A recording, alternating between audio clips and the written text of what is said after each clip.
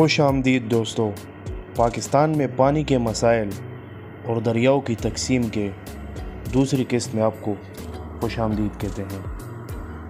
برصغیر کی تقسیم کے بعد دونوں ملک کے مابین 18 دسمبر 1947 کو ایک معاہدہ کیا گیا، جس کی روح و دونوں ممالک کے درمیان پانی کی تقسیم ملکوں کی تقسیم سے پہلی والی پوزیشن ہی پر رکھنی تھی، لیکن 8 ماہ سے بھی کم مدت کے اندر بھارت نے بغیر کسی پیشتگی اطلاع کے آبپاشی کے لیے ہر مخصوص نہر کو بند کر دیا، جو فیروز پور اور گوادس پور سے نکل کر دونوں ملکوں کی سرحد عبور کر رہی تھی۔ بھارت کی اس کارروائی کے باعث پاکستان کی کڑی فصلیں کو شدید نقصان پہنچا۔ بھارت کا مطالبہ ہے کہ بھارتی پنجاب سے گزرنے والی تمام دریاؤں پر پاکستان بھارت کا حق تسلیم کرے اور ان کے پانی پر پاکستان کے باشندوں کے حق اور حصے کا مطالبہ نہ کرے۔ اس کے برعکس پاکستان کا مطالبہ تھا کہ پانی کے استعمال یا کھپت کی موجودہ صورتحال جوں کی توں رہنے دی جائے، البتہ زائد پانی کو دونوں ممالک کے رقبے اور آبادی کے لحاظ سے تقسیم کیا جا سکتا ہے۔ پاکستان کے اس مطالبے کو متعدد معاہدوں اور ملکوں کی حمایت حاصل تھی، لیکن اپریل 1948 کو بھارت نے ایک بار پھر پاکستان کو دریاؤں کے پانی کی فراہمی روک کر یہ ثابت کر دیا کہ وہ کسی معاہدے اور اخلاقیات کو نہیں مانتا۔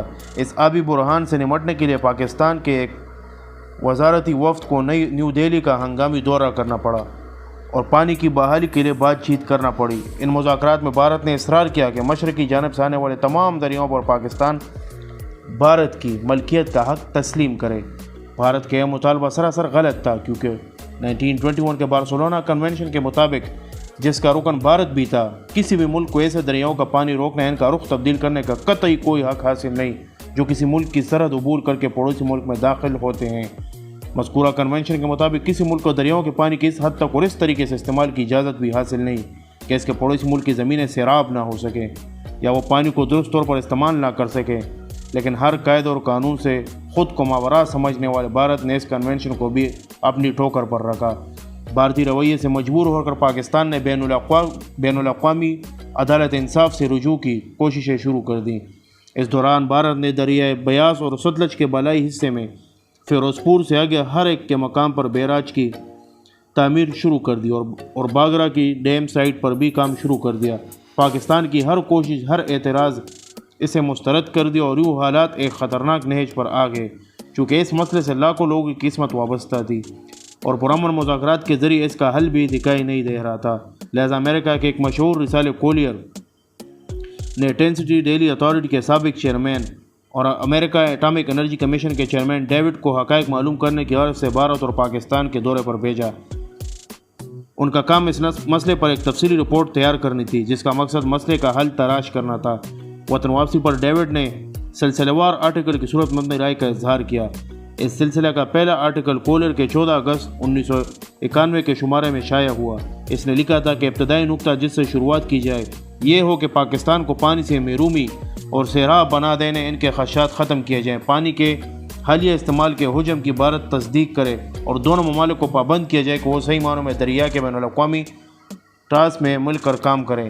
علیحدہ کام کی صورت میں دونوں ممالک ہی مقصد حاصل نہیں کر سکیں، کیونکہ دریائے سندھ دونوں ملکوں کی سرحد کو خاطر میں نہیں لاتا اور کشمیر بھارت اور پاکستان سے گزرنے والے اپنے قدرتی راستہ پر گامزن رہتا ہے۔ 1957 میں پاکستان نے یہ مسئلہ سلامتی کونسل میں لے جانے کا فیصلہ کیا۔ اسے یقین تھا کہ اسے انصاف مل جائے گا، لیکن اس کے فوراً بعد ایوب خان تشریف لائے اور آتے ہی مذاکرات میں مصروف پاکستانی وفد کو حکم دیا کہ وہ بینک کی تجاویز غیر مشروط طور پر مان لیں۔ اختلاف رکھنے والے وفد کو مذاکرات سے نکال دیا گیا اور 3 دریا یعنی 30 ملین ایکڑ فٹ قدرت کا عظیم تحفہ بالآخر بھارت کے حوالے کر دیا گیا۔ اس سلسلے میں بھارتی صحافی گلدیپ نائر کی گواہی موجود ہے۔ ان کے الفاظ میں 1991 میں جب پاکستان سلامتی کونسل میں جا رہا تھا تو امریکی رضامندی سے معاملہ ورلڈ بینک کو منتقل کر دیا گیا۔ اس معاہدے کے تحت مغربی دریاؤں سندھ، جہلم اور چناب کے پانی پر پاکستان کو حقدار ٹھہرایا گیا اور دیگر 3 مشرقی دریا راوی، ستلج اور بیاس بھارت کے حوالے کر دیے۔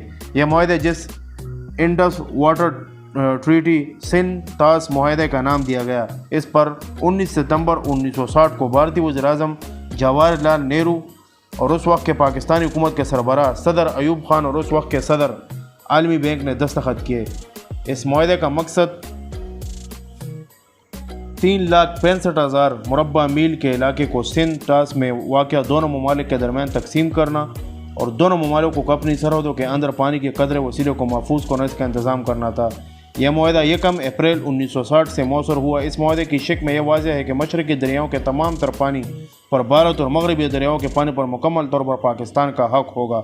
پاکستان میں داخل ہونے والے تمام دریاؤں کے پانی اور ان ذیلی دریاؤں کے پانی پر جو اپنی قدرتی گزرگاہ سے گزرتے ہوئے مرکزی ستلج اور مرکزی راوی میں ضم ہو جاتے ہیں، پاکستان میں داخل ہونے کے بعد پاکستان کا حق ہوگا۔ بھارت کسی بھی طرح ان کا بہاؤ روکنے کا مزاج نہیں ہے، لیکن 7 سالہ تاریخ گواہ ہے کہ بھارت نے کبھی کسی معاہدے کی پابندی نہیں کی، اور اب حالیہ آبی جارحیت دیکھتے ہوئے یہ سمجھنا کچھ مشکل نہیں کہ اس لیے سندھ طاس معاہدہ کاغذ کے کسی بیکار پرزے سے زیادہ کچھ نہیں۔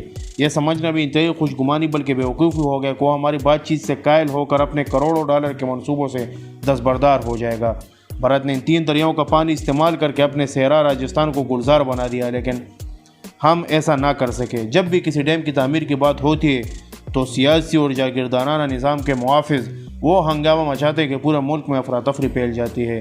ہماری اس نالاکی کو دیکھتے ہوئے بھارتی وزیر اعظم واجپئی نے 2001 میں اپنے ایک انٹرویو میں واشگاف الفاظ میں کہا کہ بھارت بیاس سے مر رہا ہے اور پانی کا ایک قطرہ اس کی ضرورت ہے، جبکہ پڑوسی ملک پاکستان 35 ملین ایکڑ فٹ پانی ضائع کر رہا ہے تاکہ مچھلیاں بچائی جا سکیں۔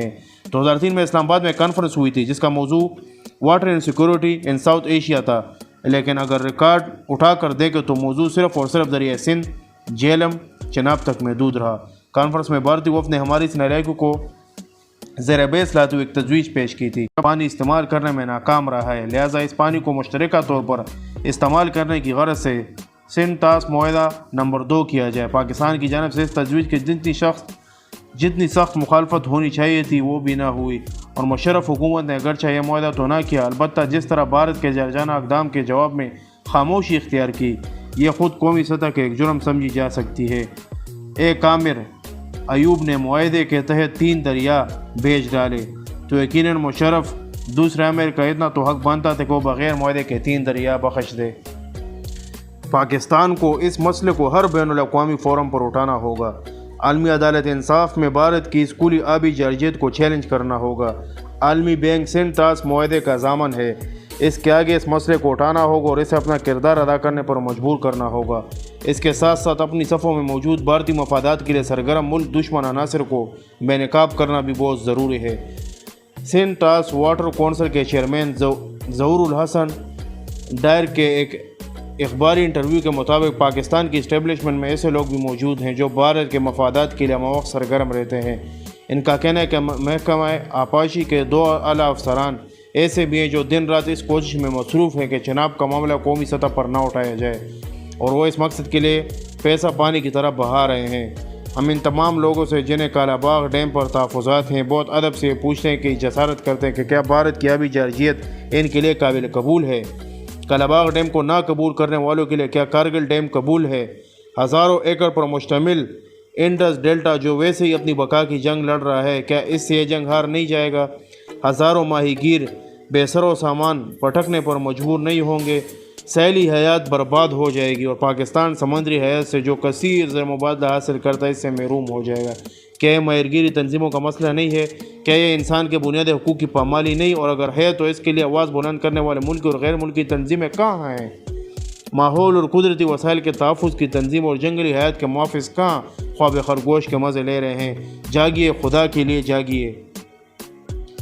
یاد رکھیے خدا را ہمارے پاس وقت بہت کم ہے، صرف 2-3 سال ہیں۔ بھارت 2025 میں اپنا انٹرلنک ریویو پروگرام مکمل کر لے گا جو اس نے گزشتہ حکومت کی خاموش حمایت سے شروع کیا تھا۔ اس منصوبے کے تحت بھارت اپنے 21 دریاؤں کا باہم رابطہ نہروں سے مکمل کرے گا،